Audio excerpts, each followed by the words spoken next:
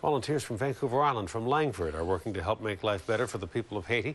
They made several trips to the Haitian capital last year to help rebuild an orphanage that was destroyed by earthquake. But as the community discovered, trying to obtain building materials and hire experienced workers in a country that is barely surviving is a difficult challenge. A News is following the Langford team here on the island and in Haiti. Our Stephen Andrews shows us how the team is helping to rebuild.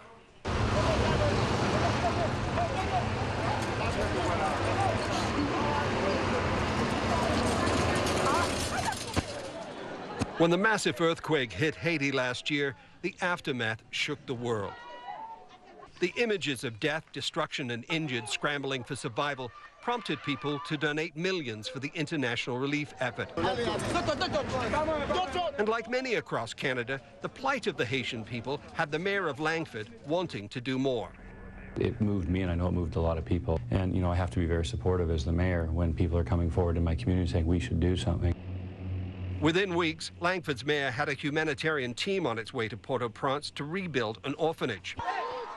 But the images members of the team had seen on television did little to prepare them for the desperation they would experience when they arrived. When you came out of the airport and we were met by the people and guys' hands through the gates, and you could just sense the urgency there. There's just something, they were desperate.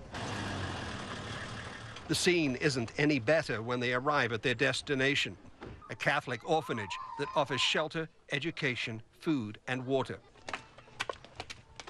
It was once paradise. Now it's a blanket of rubble and dust covering the floor where the children once played, and the wall that once protected them from the elements as they ate is gone. Langford's chief building inspector is the first to enter the earthquake-ravaged building. Oh, cow. Don't touch the walls. It quickly becomes evident repairing the building is not an option. The orphanage is actually part of the neighborhood.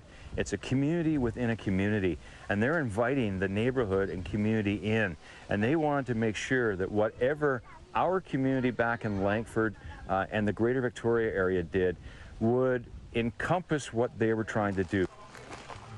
The Langford team spends the rest of its first visit surveying the site and determines the orphanage can be rebuilt to post-disaster standard. Given enough money, you can do anything.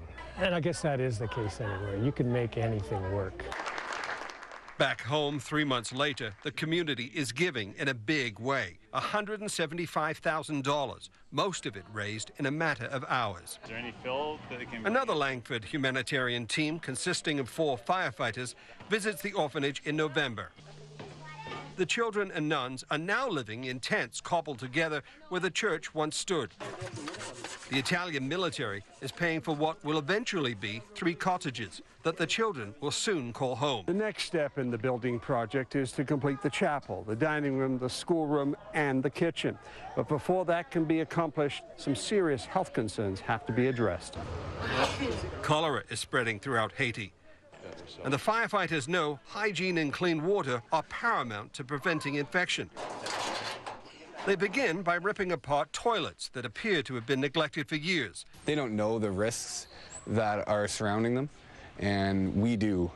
It's where the children bathe and where they gather their water that concerns the firefighters the most. Stagnant water riddled with disease and insects leaking into a cistern buried in the ground.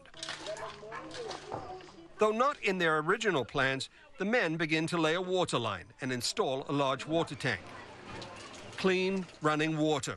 Perhaps nothing to dance about in Canada, but here in Haiti, it's a moment not lost on the Langford group.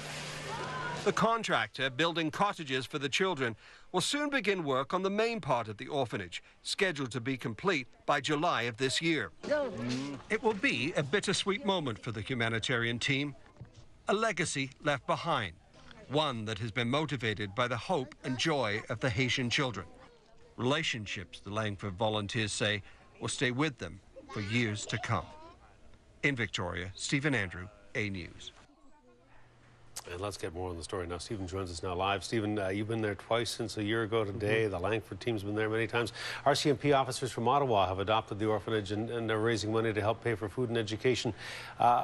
When you were in Haiti, did you find that this was typical of the police? Yes, Hudson. I mean, it was. RCMP officers, police officers from Montreal, the officers are in Haiti because they care. They want to be there. They volunteered. Now, in November, an RCMP officer from Halifax took us through Cité Soleil. Now, that's an area of Port-au-Prince that was once called the most dangerous place on earth. The officers often work long hours in extreme heat, and they're put in very dangerous situations, and they simply volunteer for this tour of duty, and it's normally at 9 months when they're away from children and home. And when the orphanage is complete, the officers, the RCMP officers from Ottawa say they will still be there watching over it, and they will continue to raise money for the children and make sure that they're well fed and well educated. Well, still much work to be done a year later, but kudos to the Langford team and everyone who's helping. Brilliant job they've done. Thank you for bringing that to us. Stephen, thanks. You're welcome.